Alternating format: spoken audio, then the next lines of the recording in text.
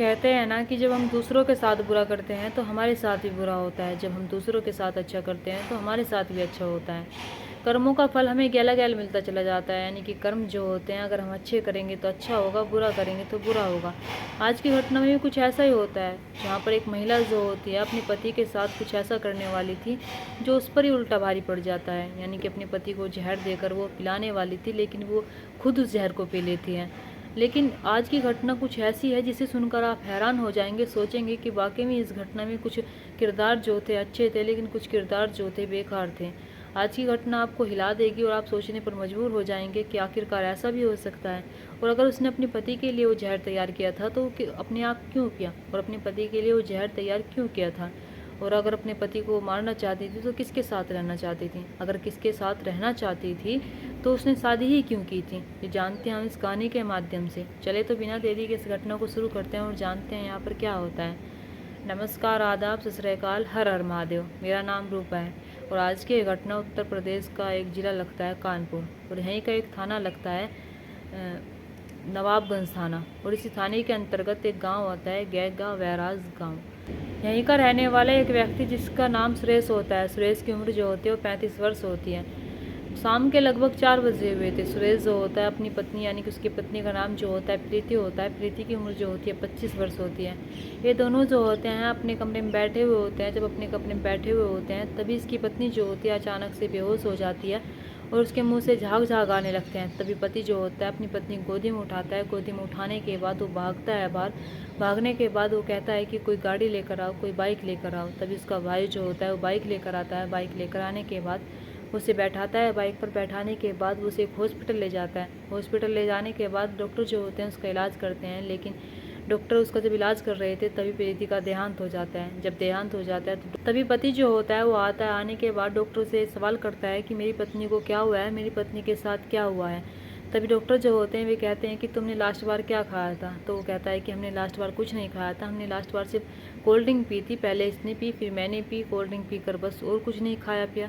तभी डॉक्टर जो होते हैं वे कहते हैं कि ये जहर, मतलब कि इसमें पॉइज़न था और पॉइज़न से ही इसकी जान गई है। जब ये सारी बात डॉक्टर उससे कहते हैं तो डॉक्टर जो होते हैं कहते हैं कि पुलिस केस बनता है। तभी डॉक्टर जो होते हैं पुलिस वालों को इन्फॉर्म करते हैं। पुलिस वाले मौके पर पहुंचते हैं।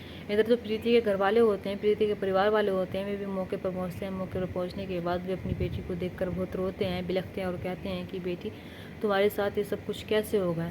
तभी पुलिस वाले जो होते हैं फिर से सुरेश से सवाल करते हैं, सुरेश से पूछताछ करते हैं और कहते हैं कि इसके साथ ये सब कुछ कैसे हुआ, तुमने लास्ट बार क्या खाया था।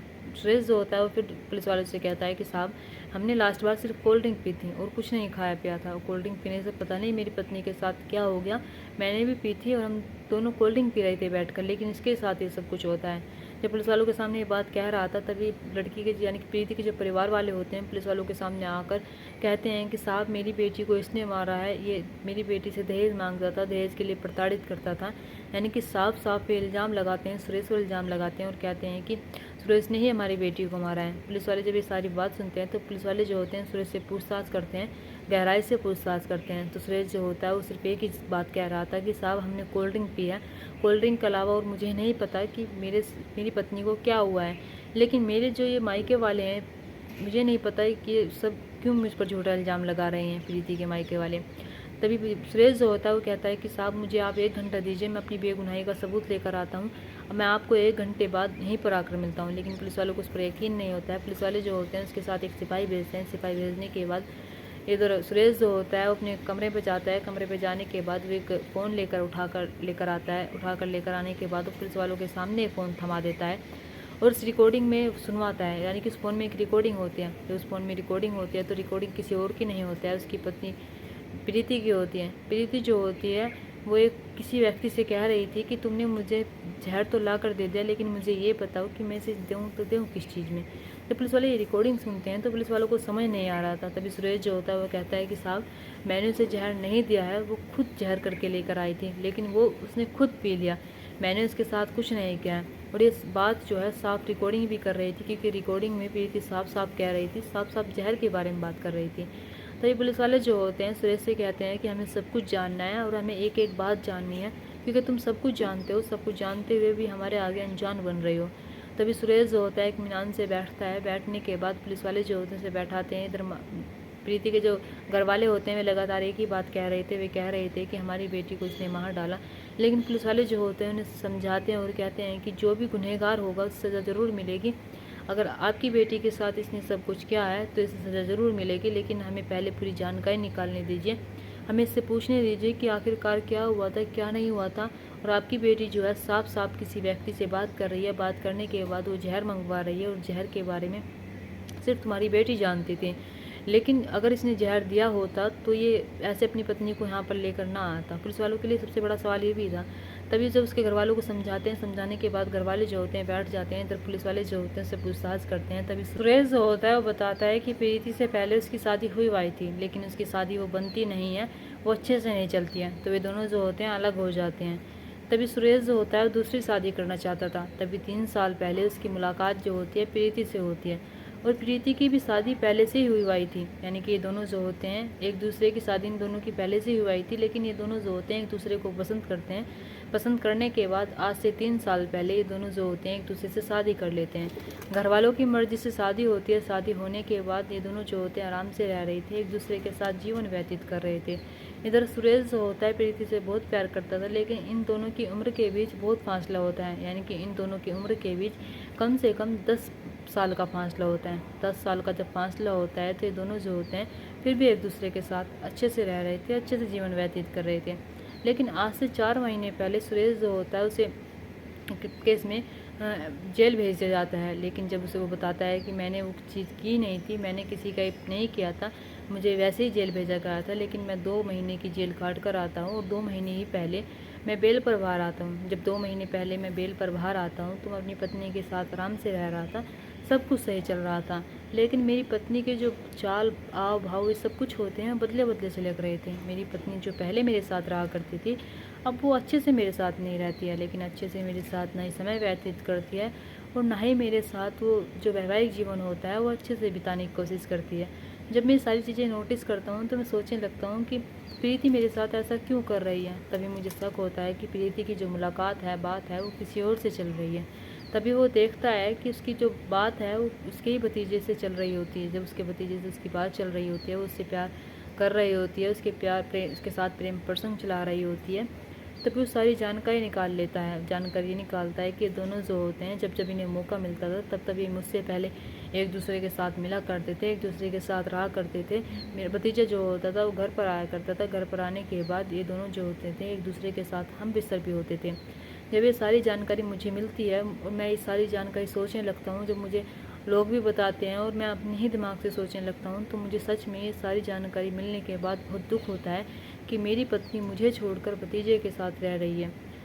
तभी समय बीतता चला जाता है। मैं उसे फ़ोन पर बात करते हुए भी देख लेता हूँ, मैं समझाने की कोशिश करता हूँ, लेकिन मेरी पत्नी जो होती है वो हर बार बहाना बना दिया करती थी कि मैं अपनी माँ से बात कर रही हूँ, फिर मैं अपनी रिश्तेदारों से बात कर रही हूँ। दिन ऐसे ही गुजर रहे थे। जब दिन ऐसे ही गुजर रहे थे तो यानी कि इन दोनों को जब जब मौका मिल रहा था एक दूसरे के साथ मिल रहे थे, एक दूसरे से प्यार चला रहे थे, प्रेम प्रसंग चला रहे थे। तभी 16 जून सन 2025 को मेरी पत्नी जो होती है वो कहती है कि मुझे कुछ शॉपिंग करके लेकर आनी है, बाज़ार चलो। मैं अपनी पत्नी के साथ बाज़ार जाता हूँ। बाज़ार जाने के बाद मेरी पत्नी जो होती है किसी काम के बहाने, किसी सामान के बहाने मुझसे दूर हो जाती है। लेकिन मेरी पत्नी पर मेरी निगाहें टिकी हुई थी। मैं देखना चाह रहा था कि मेरी पत्नी मुझसे दूर क्यों भाग रही है और जो मैंने आज तक सुना है वो सच है फिर नहीं है। जो आज तक मैं अपने आप ही मान रहा था वो मेरे कहीं गलत तो नहीं है, फिर लोगों ने जो कहा वो गलत तो नहीं है। तभी वो देखता है कि वाकई में इसकी पत्नी जो होती है प्रीति वो अपने भतीजे यानी कि वो भतीजे से मिल रही थी। जब भतीजे से मिल रही थी तो ये सारी चीज़ें देखकर वो हैरान हो जाता है, सोचने लगता है कि क्या है क्या नहीं है, ये क्या चल रहा है। तभी भतीजा जो होता है उसके हाथ में पुड़िया देता है। पुड़िया जब देता है तो समझ जाता है कि इनकी कोई साजिश चल रही है, और साजिश ऐसी चल रही है जिससे जो बहुत ही भयानक साजिश चल रही है। तभी पति पत्नी जो होते हैं सुरेश और प्रीति जो होते हैं घर आते हैं। घर आने के बाद सुरेश जो होता है अब ताक लगाए बैठा था कि कब ये अपना फ़ोन छोड़े, कभी किसी काम में लगे, कब मैं इसका फ़ोन लूँ और फ़ोन लेने के बहाने मैं सब चीज़ देख लूँ।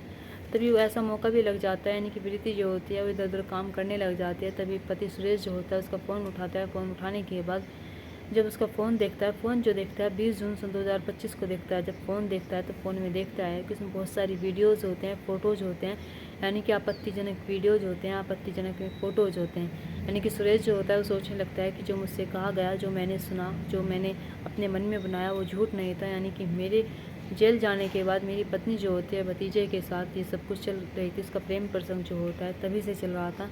अब उसे यकीन नहीं हो रहा था कि प्रीति उसके साथ ऐसा कर सकती है। तभी जब वो नीचे स्क्रॉल करता है तो देखता है कि उसमें एक मैसेज होती है, एक रिकॉर्डिंग होती है। उस रिकॉर्डिंग में प्रीति जो होती है वो कहती है कि जो जहर तुमने मुझे दिया है मैं उसे क्या में डाल कर दूँ, उसे क्या में यूज़ करूँ। तभी वो जब ये सारी चीज़ें देखता है तो वो अब वो सोच ही नहीं पा रहा था। वो सोच रहा था कि अगर मैं ये सारी चीज़ें ना करता, प्रीति का पीछा ना करता और अगर मैं उस पर शक ना करता और ये सारी चीज़ें ना देखता तो वाकई में ही आज मैं ज़िंदा नहीं होता। जब वो रिकॉर्डिंग सुन लेता है, रिकॉर्डिंग सुनने के बाद वो जब खाना खाता है, जब उसकी पत्नी खाना खाती है, यानी कि जिस खाने में उसकी पत्नी खाना खाती है वही वो खाना खाता है। दिन आता है 21 जून और 22 जून का। 21-22 जून का जब दिन आता है तभी कोल्ड ड्रिंक लेकर आई जाती है। कोल्ड ड्रिंक जब लेकर आई जाती है तो 2 गिलासों में कोल्ड ड्रिंक लेकर आते हैं। जब 2 गिलासों में कोल्ड ड्रिंक लेकर आते हैं तभी कोल्ड ड्रिंक लेकर उसकी पत्नी जो होती है वो कोई कुछ और लेने के लिए बाहर चली जाती है, यानी कि अपने घर चली जाती है, लेकिन कुछ और लेने चली जाती है। जब कुछ और लेने चली जाती है तब वो गिलास जो होता है एक्सचेंज कर देता है। गिलास एक्सचेंज करने के बाद प्रीति का गिलास जो होता है अपने पास लेकर आता है और जो अपना गिलास होता है प्रीति के पास रख देता है। ये दोनों जो होते हैं बैठकर कोल्ड ड्रिंक पीते हैं, लेकिन इसकी पत्नी जो होती है वो चक्कर खाकर नीचे गिर जाती है, उसके बेहोश हो जाते हैं, उसके मुंह से झाग से आने लगते हैं। जब ये सारी चीज़ें सुरेश देखता है तो सुरेश जो होता है आनंद फानंद में उसे उठाता है। उठाने के बाद हॉस्पिटल लेकर आता है।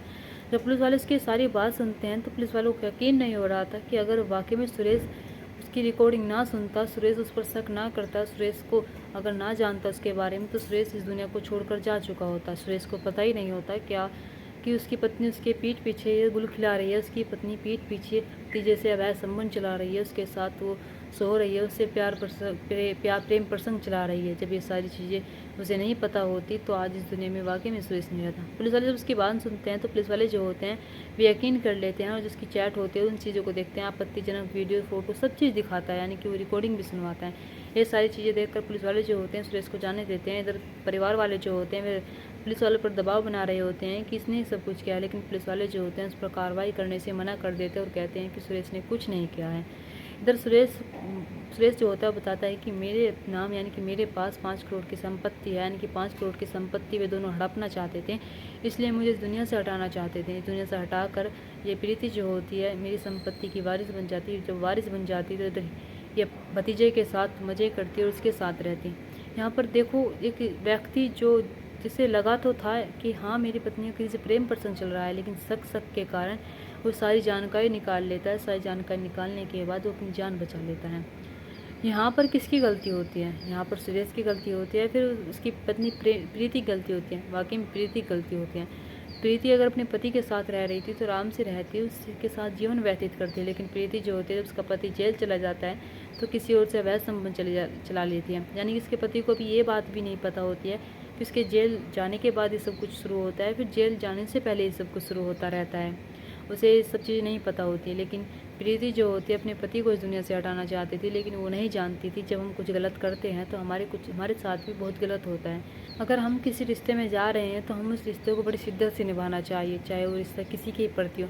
अगर माँ बाप के प्रति है तो माँ बाप के प्रति हमें ईमानदारी से रिश्ता निभाना चाहिए। अगर हम किसी पति पत्नी के प्रति हैं तो पति पत्नी के प्रति हमें रिश्ता ईमानदारी से निभाना चाहिए।